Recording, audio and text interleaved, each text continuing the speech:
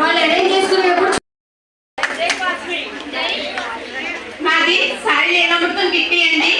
నేను 2022 నవంబర్లో స్టార్ట్ చేశాను.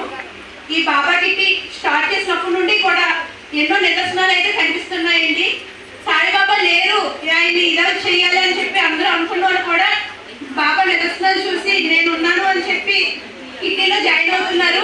అందుకు నిదర్శనమే మొదటగా నేను బాబా కిట్టి స్టార్ట్ చేసినప్పుడు మా ఇంట్లో సాయిబాబా విభూతి పాదం పడిందండి.